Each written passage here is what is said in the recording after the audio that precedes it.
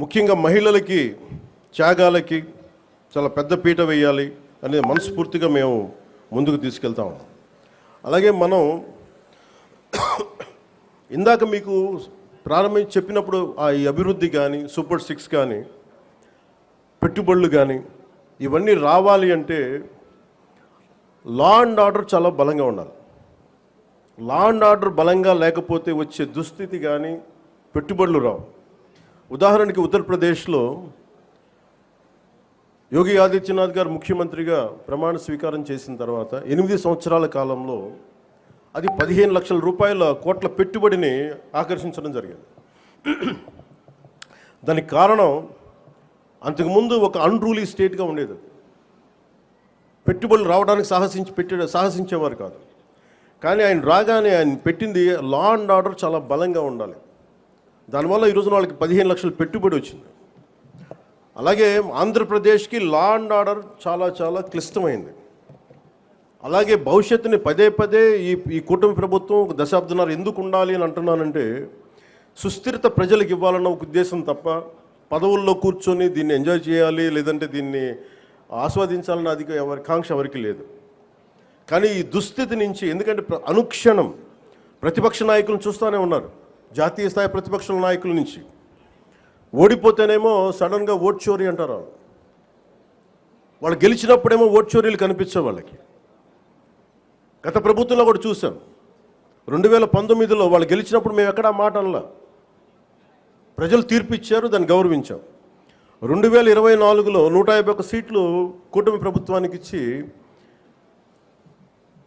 164 కూటమి ప్రభుత్వానికి ఇస్తే సడన్గా వారికి ఏమనిపించిందంటే ఇది ఓట్ల గురించి మన ఓటింగ్ మెషిన్లో తప్పు అంటాం. అంటే గెలిచినప్పుడు ఒక న్యాయం, ఓడిపోయినప్పుడు ఇంకో న్యాయం. ఇది రాష్ట్రం జాతీయ స్థాయి నుంచి రాష్ట్రం వరకు ఒకటే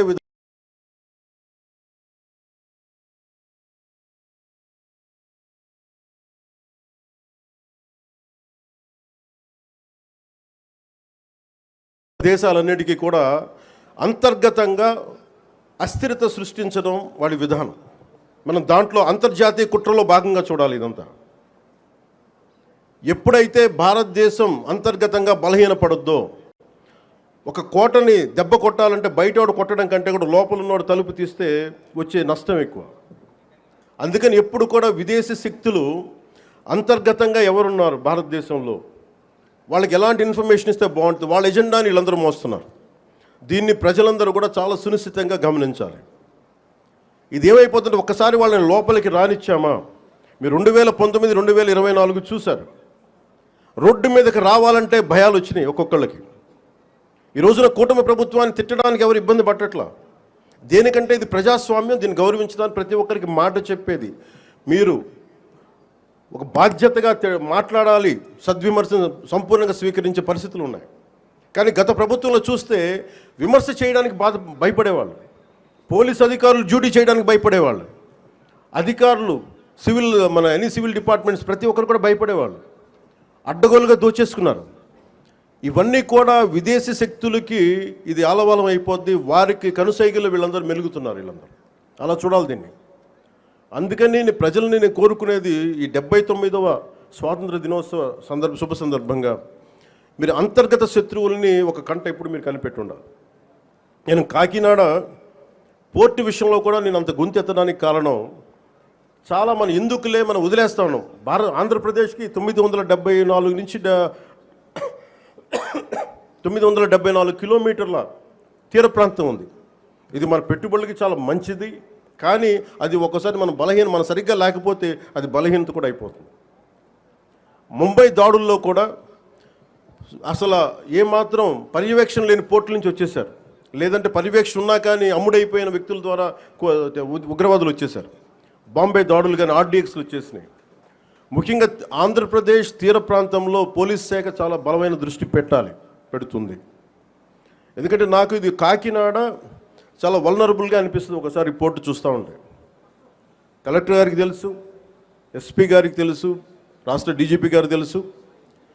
ఇక్కడ విపరీతంగా డీజిల్ అక్రమ రవాణాలు జరుగుతూ ఉంటాయి. దీన్ని చాలా బలంగా ఎదుర్కోవాల్సిన అవసరం ఉంది.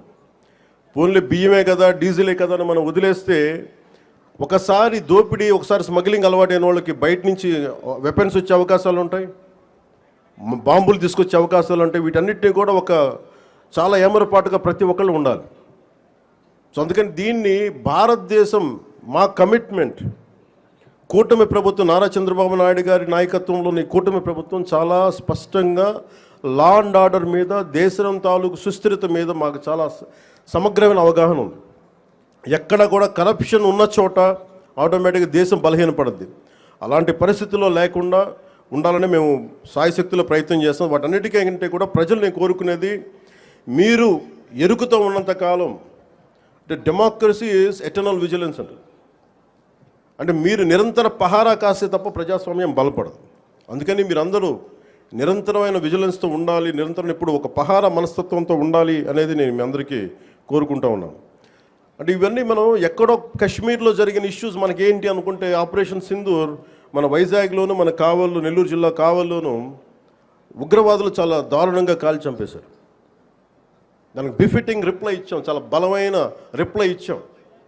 కానీ మనం పెట్టుకోవాల్సింది, మన లోపల ఉన్న దేశాన్ని సుస్థిరతని దెబ్బతీసే ప్రతి ఒక్క వ్యక్తిని కూడా మనం దృష్టి పెట్టాలి, దృష్టి సారించాలి. ఇది ప్రతిసారి ప్రభుత్వం, పోలీస్ అధికారులు అనే కంటే కూడా ప్రతి ఒక్క పౌరుడి బాధ్యత ఇది. నేను నా వంతు బాధ్యతను నిర్వర్తిస్తున్నాను. అలాగే ప్రతి ఒక్కరు కూడా మీ వంతు బాధ్యతని నిర్వర్తించాల్సిందిగా మనస్ఫూర్తిగా నేను కోరుకుంటా ఉన్నాను.